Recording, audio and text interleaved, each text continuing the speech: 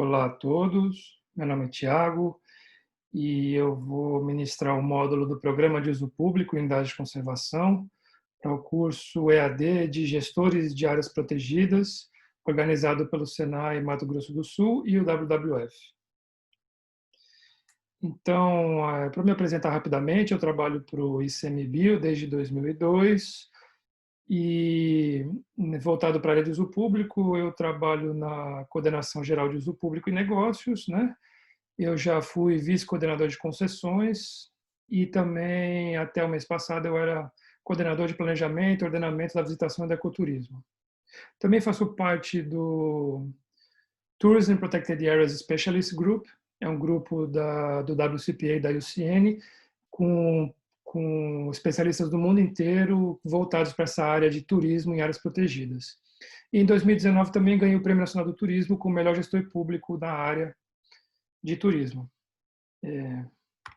Então, eu vou falar algumas ferramentas de planejamento importantes nessa aula rápida para introduzir para vocês essas ferramentas e depois vocês vão poder pesquisar mais sobre o assunto. Então, o planejamento do uso público, ele tá todo construído em cima de uma base conceitual que eu estou apresentando aqui para vocês nessa figura, né? Então, você tem... O que é uma atividade de uso público?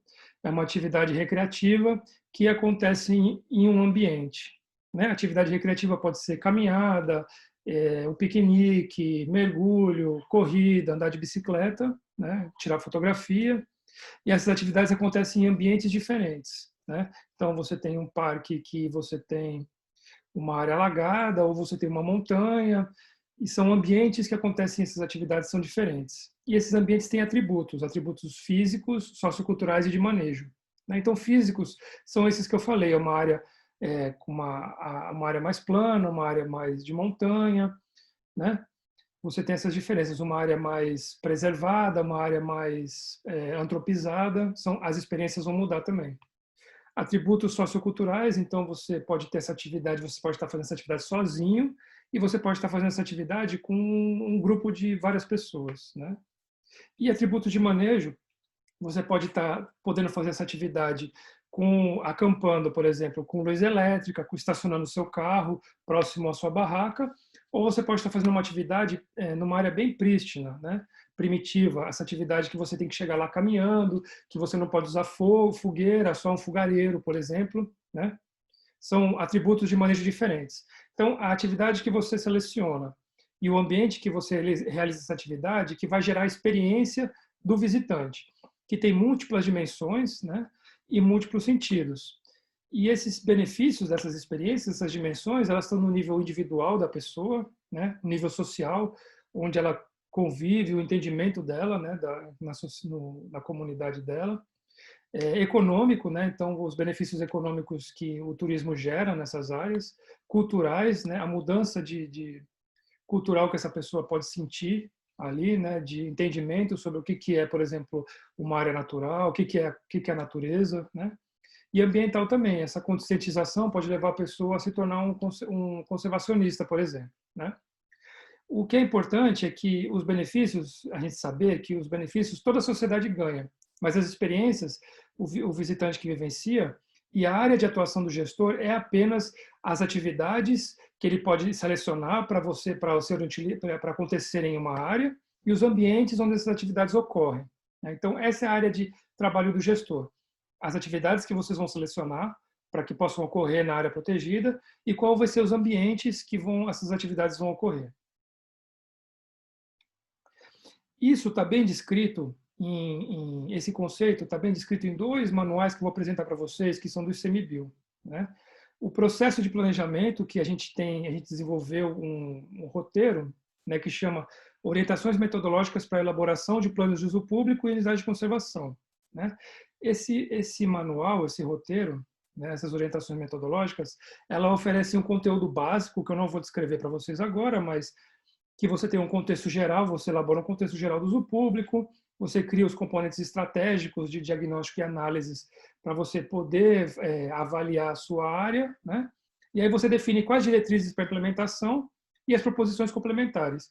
O que é importante a gente explicar aqui é que esse documento é um documento para ser simples, não é para engessar a gestão. Ele é só para definir diretrizes e orientações para que o gestor possa trabalhar em campo e ter uma direção para onde ir.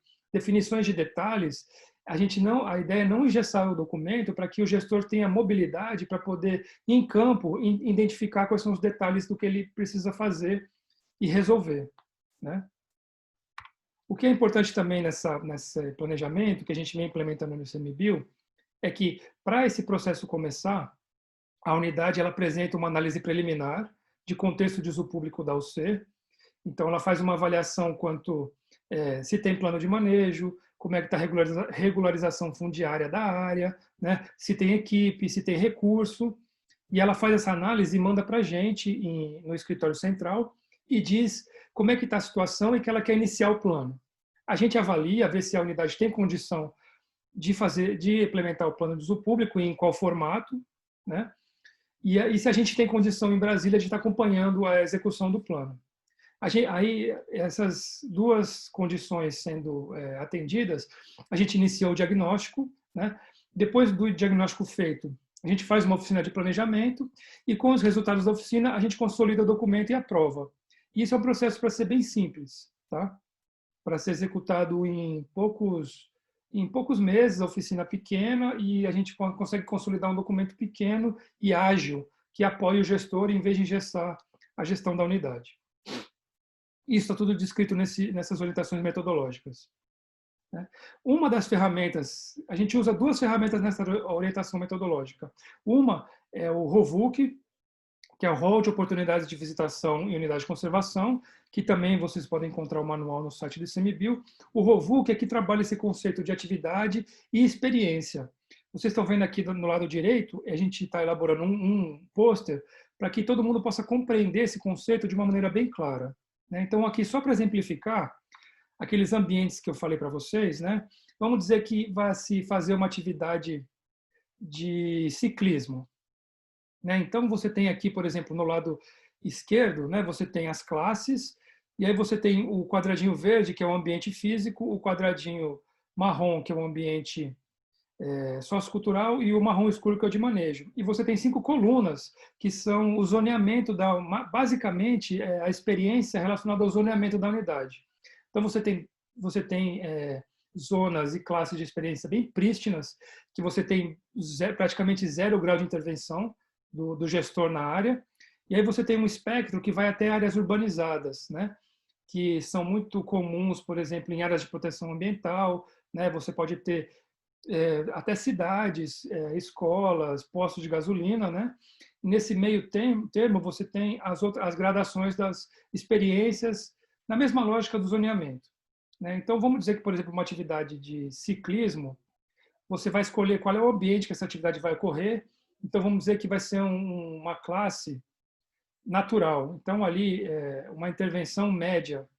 Você vê ali que é uma área natural, mas que tem algum tipo de antropização, tem uma estrada passando. Então, a sua atividade de ciclismo vai acontecer naquele ambiente biofísico. A atividade vai ser permitida ser feita com vários ciclistas ao mesmo tempo, porque você tem uma estrada, então o impacto já ocorre ali por outros tipos de veículo que passam naquele local. E os equipamentos facilitadores que você vai poder colocar são coerentes com esse tipo de intervenção. Então, é possível que você tenha esse acesso, é possível que haja um banheiro seco no meio do caminho, é possível que haja alguma intervenção nas fontes de água para disponibilizar água para esses visitantes. Outros tipos de intervenção mais complexos, como banheiros bem implementados, como centros de visitante, não são permitidos nessa área. Essa experiência não vai oferecer esse tipo de equipamentos porque essa área não permite. Então, você cria uma experiência para pessoas que querem participar da natureza, mas querem ter uma certa independência. Não querem ficar assim tão próximas a uma área urbana. Elas querem se sentir na natureza com alguma segurança, mas também alguma independência. Isso é um exemplo que vocês vão encontrar nesse manual. Outra ferramenta que vocês podem encontrar nesse documento do Parcerias Ambientais Público-Privadas é o Índice de Atratividade Turística. Esse índice a gente usa para avaliar a área protegida, a unidade de conservação, dentro do seu contexto regional, porque você não pode avaliar o potencial de uma unidade de conservação se você não considerar o destino turístico. Então, essa ferramenta ela vai avaliar esses atributos de biofísico, sociocultural e de manejo, o ambiente da unidade e o ambiente externo. E vai fazer uma pontuação nesses dois ambientes para você avaliar quais são os atributos que você tem bem desenvolvidos na sua área e quais são os atributos que você não tem. Então, às vezes, você pode chegar na conclusão de que a área já tem toda a infraestrutura que precisa para receber o visitante, mas o acesso é muito ruim. Então, não adianta você continuar implementando mais infraestrutura se você não melhorar o diálogo com a prefeitura e você melhorar o acesso à unidade. Então, essa ferramenta vai te dar diretrizes para qual é o próximo passo que você precisa fazer para melhorar a sua visitação, para aumentar ou para diminuir, se for o caso. A terceira ferramenta que eu quero mostrar para vocês, a quarta, né? Mas a gente falou de 3 de planejamento, agora falamos de monitoramento, é também um manual que a gente publicou recentemente, que chama Manual de Métodos para o Monitoramento do Número de Visitas. Né? Então, esse manual é justamente para a gente poder fazer a contagem e estimativa de número de visitantes, porque muitas vezes não dá para contar todos os visitantes, porque você não tem portaria em todos os lugares. Então, a gente adaptou esse manual para o gestor poder desenvolver a estratégia para fazer as contagens e estimativas. E esse manual responde a 4 perguntas. O que contar?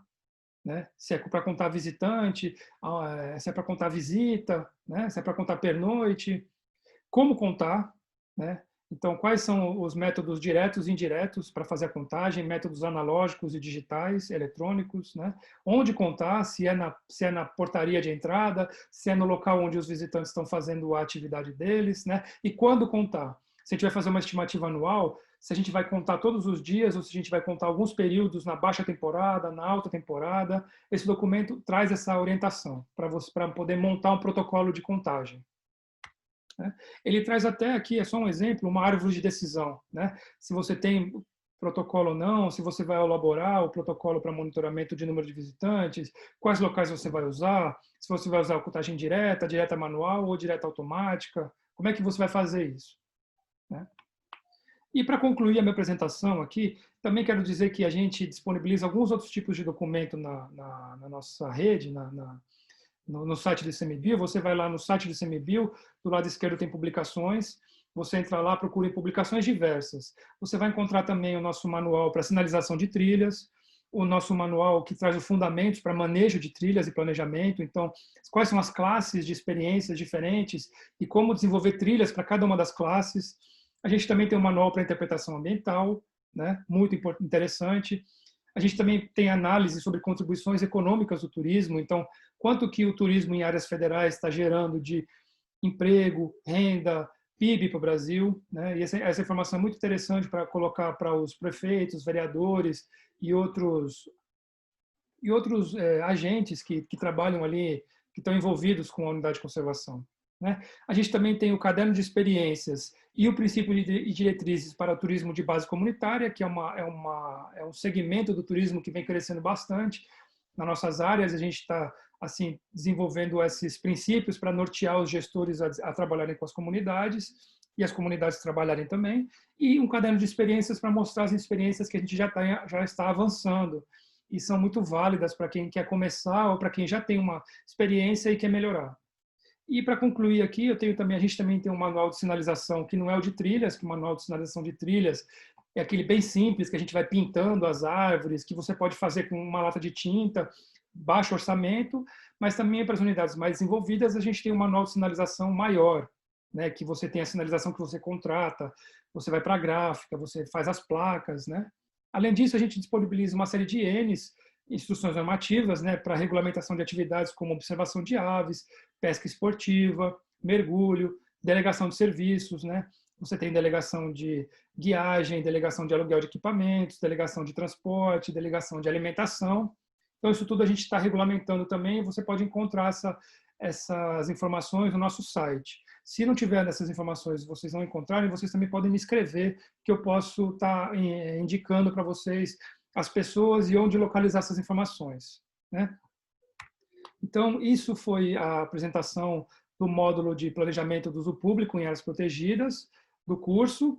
Eu espero que vocês tenham gostado. Isso é só uma apresentação geral, para que vocês saibam quais documentos procurar para poder adquirir toda a informação necessária para executar essas atividades. Boa sorte e boa gestão das áreas protegidas.